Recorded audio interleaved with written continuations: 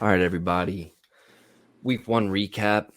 I just want to do a quick recap about the Take Your Pick team. That was a clean slate. That's a clean slate. Not a single loss in the straight bets. And that's our bread and butter. We just do that same game parlay chaos stuff because that's just what everybody else wants. But straight bets, we didn't miss a single one of them. Here with Rob, here with Sean, per usual. We want to start with diving deep into that Eagles-Lions matchup and some of our key takeaways going into the rest of the season. Sean, what do you think the highest moment in that game was, and who impressed you the most? I thought Jalen had a really good day. I mean, I think there was 2 or 3 throws that he wished he could have had back, but throughout the majority of the game, I mean, his legs killed Detroit, and I don't know why they refused to respect his legs. I mean, it seemed like every 2 plays they were just forgetting to contain or whatever, and he's just busting up the seam or around the edge or wherever. For 20, I was really impressed with Jalen Hurts on Sunday. Rob, what about you? No, I texted you guys during the game, and I think Jalen Hurts has true video game breaker ability, right? Like he charges up, you hit that button, he changes the whole side of the game. First half, you're backed up 3rd and 15, they back themselves up on down 7-0. He pulls one, with his legs out, like he's been doing throughout the drive, continues the drive, extends it to get a first down. They go on to tie the game up 7-7. Like that was the example I thought about. I was like, whoa, like you got a guy that back there that when things are breaking down or aren't looking good for him or he's uncomfortable, he's able to take off and make a play like that. It really, to be able to bail the offense out like that when it needed it early in the game was huge. But at the same time, I still saw some of the things that we talked about last year and going into this year. The stuff post-snap reads, going through his progressions, particularly in the red zone. There was a couple opportunities more so early on that we could have cashed even more in the red zone. So I think it was a mixed bag. But again, I really do think Jalen Hurts has that ability in him to kind of break the game. I don't think you could point out to me more than 2 quarterbacks that didn't wish they had 2 throws they could get back around the league. And even in those 2, I know 1 throw they wish they could have back.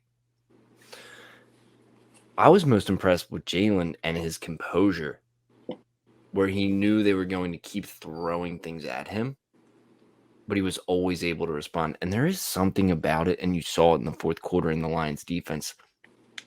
When you trot for 15 on a 3rd and long, untouched, and step out of bounds, I'm not even talking about like you're running. He was skipping to the sticks. That definitely started to eat away at them. And to me, that was kind of the game breaker where it's like, you guys might get pressure. You might break the pocket. You might have everybody covered off the jump, but I'm still going to bust this off, and it's no questions asked. I'm getting this first down. And that broke the heart and soul of that Lions defense. Yeah, who came out ready to play as well. Oh, 100%. You got to give credit to Detroit. I mean, they answered all the hype in my eyes. I felt like their offensive line and defensive line played pretty well. Jared Goff is always going to be Jared Goff, but I was pretty impressed with Detroit. They're going to give a lot of teams problems. We said that when we were previewing the NFC, I think they take another step from last year, and they were a problem for teams last year, and they were a problem for the Eagles at the end of the game this week. So I think they continue to take that step, and they're going to be competitive in a lot of football games this year. Their issue is always going to be ball security in the thick of the game. Finishing games, yeah. Yeah, you need to take care of the ball. But their O-line, actually, I want to take us to our next point. I want to say the people I was least impressed with was the Eagles' defensive line. And I don't know if that speaks volumes to the Lions' offensive line, which we know is a very good group of 5 guys that they have roll out there every single week, probably top 5 in the NFL. But they were giving the Eagles' D-line fits from start to finish. And John Gannon had to blitz to get pressure. That's a problem. Yeah, that is a problem. I agree. I think it is good, though, that they did blitz to get pressure, because there has been times in the past couple years where we don't get pressure and we're not blitzing anyway. we're just sitting back and letting our guys get cooked. So I do want to give Jonathan Gannon some type of credit for he did send a couple blitzes in the slot or, sending the extra guy.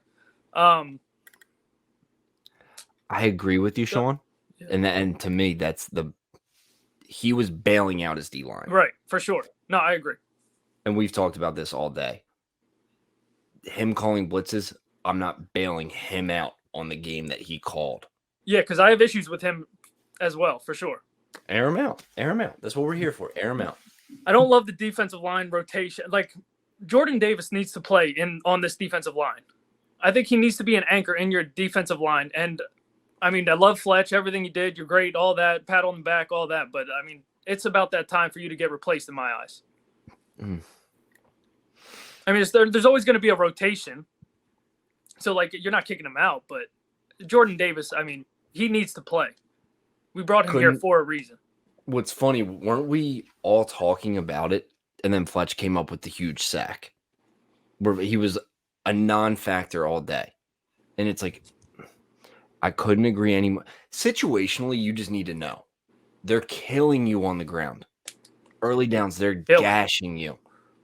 Dude, just read the room. Have some self-awareness. Put the guy you drafted first that is, in my eyes, a game breaker. Especially for the way the Lions were trying to call that game and control the tempo and not put the ball in the air. Put Jordan Davis in on early downs. And create a combination of what we said, Hargraves, Jordan Davis. Okay, you could pick a side, but we know where you want to go with the ball. I need to shine a light on someone. Kaiser White. I haven't seen a linebacker like that since Trotter. He made some great things. Yeah. He was all over the field. Yeah. All over the field, dude. Yeah. Right from the start of the game, he blew up one of the flat outs to it was either Swift or Williams. I forget which line's running back, but right on the outside, all on his own. Again, guy we thought coming in was going to defend sideline to sideline. That's what we were looking for. We were looking for like a sideline defender that we haven't seen in a while. I thought he did a great job, and I saw like the linebacker crew unit as a whole catching a little flack, just similar to the ribbon, kind of flack and ribbon you get after a win, right? Kind of like what we're talking about with the D line. But I especially thought Kaiser White stood out. He was responsible. And made the play, the pick six play. Tipped it to Bradbury. For him to take in for six. He was just all over the field. It was a huge. It was a positive sign to see him, making some plays where, at times, the defense kind of, left some questions. And I had the same one you guys. I'm ready to see Jordan Davis more. You guys brought that up earlier, and I want, I mentioned, something that caught my eye earlier in the day with the stats with and without Davis on the field. It looks like Lions had equals carries 14-14 with and without Davis on the field. Of course, Davis, this is taken into account. You have to take into account Davis played a lot, in red zone situations. So the Lions had 3 TDs with him on the field, but averaged just under 3 yards a carry, 10 yards in the 14 carries without Jordan Davis on the field. So I think there's enough there to tell you get Jordan Davis on the field. I agree with you guys. He's the guy we invested in the first round, and I definitely want to see more of him. And those numbers are great. We didn't need we knew that going in. That was never a secret around that guy. You look at him and you know what he's built for. And it is that exact thing. Situational down, he needs to be in the rotation more. That's my biggest knock on Gannon. What about that rotation, Mike? Because you guys are talking about so Barnett, right? Out for the year. Mm-hmm. We lose Barnett for the year, and now what was it? Denarius Robinson, do I have that name right? That they signed off the Vikings practice squad? Yeah, it's close enough. Close enough. Right for practice. So you're not. I don't know what you're expecting much to get off the Vikings practice squad, but at the same time, you're going to have to shift up that rotation now, right? And then how Jordan Davis fits in, whether that includes Jordan Davis or how that impacts the D tackle position. I'm not sure. I'm sure they'll have to figure that out, but it will change, right? And now that you're losing a body there, Definitely does. And Harry Robinson. Sorry. Derek Barnett was always that guy up until this year where I'm like, why is he on the field? He does nothing but bad things. And you would see Hot Mike Sirianni saying the exact same thing. That definitely hurts them that you're deep rotational guy, because he is still a solid pass rusher in the NFL. Your deep rotational guy goes down week 1. That does hurt them. I need to move on from the defensive line. I need to speak on 2 defensive backs real quick. One is Darius Slay needs to make that interception to end that game. That's a fact. He makes an interception. You're up 18. The Lions are going to bed. Instead, they punch it in, and it turns into a 10-point game. And the whole dynamic on the field, and you bring the crowd back in it. Everybody's back involved. Everybody's believing again. You can't, if you're big play Slay and a bad pass hits you in the hands, make the catch. But I did think Epps had a very good game. There was the one screen pass that he blew up in the first half with awesome play. When you needed someone to step up and make a play, he was flying on the field and he made it. Yeah. So that was my biggest takeaway on it. Big play Slay needs to make that catch. I agree with you, but I think it's more of like an example of just the overlying, like, again, understanding it's week 1, but just finishing games in general on both the offensive and defensive side of the ball. Mm-hmm. Like any team at this point in the season is going to tell you that that's what they got to do. But yeah, I mean, I think you just saw some of that stuff at the end of the game yesterday, the other day. The beauty of it is, though, we're here nitpicking a week 1 victory, and that's all that matters. And that's all I keep saying in the Eagles locker room is they keep preaching on getting better. They got to win. That's all that matters against what's going to be a very tough Lions football team. Who, sneak peek, I love going into this week. Making that, yeah. Yeah, last I saw was 1.5. That's going to be an official play for me. That is definitely going to. Is it 2.5 now? I believe it's still just under a field goal. So for those Lions fans out there, or whoever's impressed with the Lions after this week, get it while you can under a field goal. It's a little dicey. But I want to move on to the rest of the league, and then we're just going to do shoot from the hip, our biggest takeaways. Sean, what's your biggest takeaway from the rest of the league? Tua still sucks. I will die on this hill. I swear to God, I will die on this hill. I went back and watched the game today. I don't believe in Tua at all. I won't believe in Tua at all. The rest of the team played pretty well, but everything is 5-10 yards. Nothing's down the field. Like, I just don't believe you can win like that. The run game's not real. Chase Edmonds isn't a real hand it to him 18, 19 times a game guy. Their secondary's good, but as a whole, I don't think they're a real contender. Yeah, I couldn't agree more. And all I see all over the internet is Tua underthrowing, bad passes. But if you did talk about a guy that wants 2 or 3 passes back, he's got about 6 or 7 he wants back. Yeah, and you watch that whole tape too. So the little Sunday ticket one, yeah. And I respect your football opinion wholeheartedly, but I do know there's a Tua bias. There's always been a Tua bias. But Tua bias. I just don't understand like what's so good about him. I don't get the hype. Like 3 or 4 years ago, everyone wanted to like lose every game for this guy. And he's like Baker Mayfield. Like like he's just like whatever. Don't be disrespectful to Baker like that. I love Baker because he's a dog, but he's like the 19th best quarterback in the league. Like, who cares? No, I agree. Are we worried about the Patriots? That's what I was going to say, Mike. Like, so what is this? We're talking about the Dolphins like this. So what does that say about the Patriots? Yeah, they look sloppy for sure. It's like week 1 stuff. I felt like in that game, it was just like missing tackles. Jalen Waddle breaks it off for a touchdown. They pass off your hands. They pick it off, score that drop. Like, it was like that type of stuff. But they don't have any real weapons either. Like, that's what worries me with them. Everything has to be shrunken. You can't go down the field. You have no real threats. Like, Nelson Aguilar is like your best deep threat. And it's like, that's all right, but not a real contender to me either. Are we ready to say that the Packers aren't a real contender? No, I'm not. Okay. fair enough. Fair enough. I'm not ready to put the call, put the Packers in the coffin on week 1. Or I don't think anybody is, but I will say, if you want to say what jumps out, I mean, we did mention the Vikings a few times leading up to the season, and they did, take it to the Packers the other day, in Minnesota, and kind of asked them to, put some respect on their name, and I think they made it known that they're going to be a real contender for that North. Just like I said, we talked about that going in, and I think they showed that, and I think it's going to be a tough matchup for the Birds, next Monday night. That's going to be, and we talked about that, and again, like we said, how it lined up, Detroit was going to play a tough game, and they did.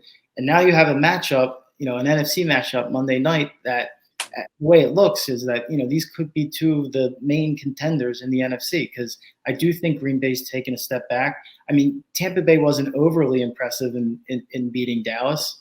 And Dallas has its own issues. The NFC is wide open, and I think the Eagles and Minnesota are two of those teams that are right there in line for that number 1 seed. I couldn't agree anymore. My biggest takeaway from that game is the Packers' weapons and O-line does not look good. And if that kid catches that first pass from Aaron Rodgers, that game goes completely different. So I'm not putting my money back on the Packers, but I'm also not ruling them out, because the juju was off. But it's typical Aaron Rodgers bullshit, where things don't go his way and he's sulking on the sidelines, acting like a bitch. I see that way too many times in his career. As soon as the chips go on the other side of the table with him in a regular season game, he just packs it in. And I'm not saying that had anything to do with his performance, because he was hitting dudes on the numbers, but like, it does get to a point where it's like, you're supposed to be a leader of bad men. You need to act like that at some point. Like, you cannot tell me dudes in Green Bay are riding for Aaron Rodgers. You don't think so? He had to bring Randall Cobb back. Yeah, I mean, they're definitely struggling to get skill positions for sure. I agree with that. I know the offensive line loves him. Like, he should. I think I am going to shoot him some bail. There is some level of professionalism, and when we open the game and I hit you for a 75-yard touchdown, catch the fucking ball. No, this isn't South Dakota or North Dakota catch the fucking ball. Sean, I agree. That's what I said. That dude, Aaron Rodgers, is the most skill on the planet, but there's just something about his demeanor, and like, all I kept in the pregame and all day is hearing about him taking, I don't know what, like whatever the fuck he was taking in the offseason. Ayahuasca. I'm like, ayahuasca? Who cares? Because the first step back he hits a dude right in stride perfectly. Yep. It's like, he can take whatever he wants in the offseason. That is that dude. I don't know. There's something about the juju in Green Bay, and it's been like this for years since he started to open his mouth and act away. They just aren't real contenders to me, because there's not a real cohesiveness around that organization right now. Any real team's going to go into, and actually, I don't think Green Bay's going to have a home playoff game come January, December. So that's how I feel about that. So it doesn't even matter. Yeah, I don't think that's crazy. No, not at all. No, they got a tough game coming up against the Bears, who were feeling themselves a little bit. And yeah, I would expect reality to set in 110%. There's going to be some regression between those two teams. Right. But quick takeaway from me is the Giants did take a major step forward, go for 2, take the lead. That is big. At least you believe in your football team, and you're trying to set a precedent that we're here to win football games. I agree. I thought that set the right tone, and it was just smart football. I mean, if anybody watched that game, when the Giants were driving that entire drive, just giving it to Saquon, and that Tennessee defense was just gassed and getting their ass kicked that entire drive. I love that call to go for 2. That's how you start a regime. That's a winner's mentality, right? And then we're going to flip the script and go to a quick loser's mentality, and maybe the worst clock management I've seen. No, I can't even think of any of my Pop Warner coaches that manage the clock worse than him. I don't know anybody that's done a worse job definitely making that type of money last night that we saw. What the fuck are you doing? Yeah, Anybody? rookie Hackett's a rookie head coach, right? Yeah, he hasn't coached before, so rookie head coach coming into his first game and the kind of performance like that. It's almost as if like forgetting the clock's running when you're playing Madden, right? You're just kind of what play you want to pick, and all along you're like, oh shit, like there's only 4 or 5 seconds left. I better call a timeout now. Already have like 1 or 2 of them left, and then maybe I don't know, how long is this field goal? So it was really kind of confusing at the end there. And I mean, what was it, about a minute? I think it was a minute and 11 seconds when they ran the third down play, right? So it was about, I think it was somewhere around a minute when they got up to the line. And to not call a timeout there at that point, give your quarterback a chance to get 5 yards, get a push field goal, anything with a minute left. I mean, I don't care if you don't have any timeouts. I mean, they said they were comfortable taking the field goal there, still with a minute left. That's timeout. Yeah, we're just comfortable with the 64-yarder.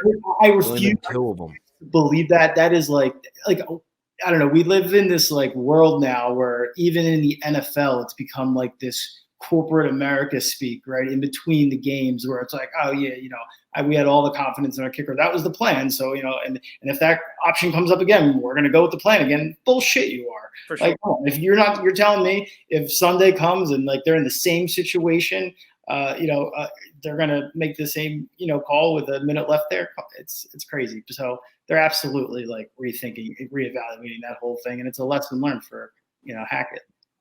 You don't pay Russell Wilson $200 million to kick 64-yard field goals when you should have a minute left of game time on a 4th and 5. It makes no freaking sense. That's an eternity now in the NFL with the way that. I mean, that dude should be ashamed of himself and like embarrassed. I mean, they lack professionalism across the board the entire night. Delay a game. I mean, they were not well run at all last night. Yeah, I think they need TYP on their coaching staff. They need something. Yeah, they need somebody to come down with the hammer over there. For sure. We're not dealing with these huddle pre-snap bullshit problems. We're not dealing with the fumbles within the 5. Seattle should have never been in that football game. No. That's a fact. So Pete Carroll beat you, and then you're going to try and tell me that I was ready to take that kick. Rob, just like you're saying, it's just word vomit. Talk about a dude that isn't quite on the hot seat yet, like the Broncos head coach. I do think it is going to be Frank Reich very soon. How can you not be? How can you not be almost on the hot seat? I just don't know that that's their style in season. Oh, that Midwest fake proper bullshit. Yeah, I just don't know that Jim Irsay behind his back. Yeah, I don't know. That's interesting though, because he should be. At what point do you start the season and like play football the first week? At what point do you show up to your job the first week of the year? Because it's been 3 or 4 years now where you just don't give a fuck. You have to go on a crazy run mid-season, and you have to beat a lot of tough teams outside of your division, and you're getting free ones. Yeah, they should cakewalk their way through that division. And, I mean, we'll see if they will or not. We'll see if they turn it on or not. But that wasn't a good performance to start the year for sure. Frank Reich needs to be put – like, you need to turn the burner on that. You can't lose to the Jags to not make the playoffs. And then first game into the next season, tie the Texans. You can't do that. I don't care. It doesn't matter what anybody else says to me. You can't do that. If I'm the owner, I'm like, just get out. I'm coaching. Get out. Besides that, I don't really know who else stuck out to me. The Steelers did what we thought they would do. And wild game. Talk about a crazy game. Oh, actually, so you know that kicker, McPherson, that was talking all that shit last year in the postseason? Ain't it crazy how the tides turn, bro? Ice in your veins, all that shit. Gets a little different once you miss one. Minka Fitzpatrick, side note, is that dude. Will always be that dude. Yeah, deserved every penny this offseason for sure. Without a doubt. Huge shout out to Minka Fitzpatrick. First touchdown of the 22 NFL season. And a huge touchdown that set the tone for TYP, I think, on Sunday. This is Steelers, TYP, and hopefully for the rest of the slate. So, yeah, definitely shout out to him. Yeah, I mean, he deserves every penny he's going to get. He's probably – him and Derwin James, best safeties in the NFL, in my opinion. And he right now, after week 1, clearly it's only week 1. It's early. He is playing like the best safety in the NFL. Game changer. Mike Tomlin just does what Mike Tomlin does. Culture. You can always count on culture. That was a hard-nosed football game. How about them as another underdog to this time at home? Yeah, it's definitely tough losing TJ. It's a tight line. I think it's a point or a point and a half. Yeah, I think it's a point and a half. Right now. Right. But yeah, so now, but because again, like TJ Watt, Sean, like the impact he had on that game was talk about a game breaker. Like it's unreal. Like he really, if it's not Aaron Donald, it's TJ Watt's the best player, defensive player in the NFL. Just like the impact he had on that game. No, I agree. That's a dude that's legitimately worth 3, 4, 5, 6 points on a line. Like that dude really changes the way I feel about the Steelers. Yeah, I don't know if I'm ready to. You just never double dip. It's too much going on there. Double dip into Hines. You just don't do it. You walk away from that. Without TJ Watt, that whole defense looks completely different. I mean, you saw it all Sunday. That dude is all over the field in every single play. That's a bad dude. And it looks like they still can't run the ball, which is not a great sign for them. I mean, they tried to address the offensive line a little bit in the offseason. And, I mean, Najee was just getting smoked every time he touched the ball. Yeah, he's already banged up. You're right. Yeah. Mitch looked okay, though. Quick takeaway. Yeah, he is what he is. It's another guy that's like, he's never going to be like, damn, he just threw for 420, but he can give you a good 220 yards and a win. He made some tight throws when he needed to at the end there, right, to get them in the second position to hit the game winner. Yeah. After that, are there any other games you guys were paying attention to that like you had takeaways from? I feel like everything else kind of went the way we thought it would. Yeah, not much. Yeah.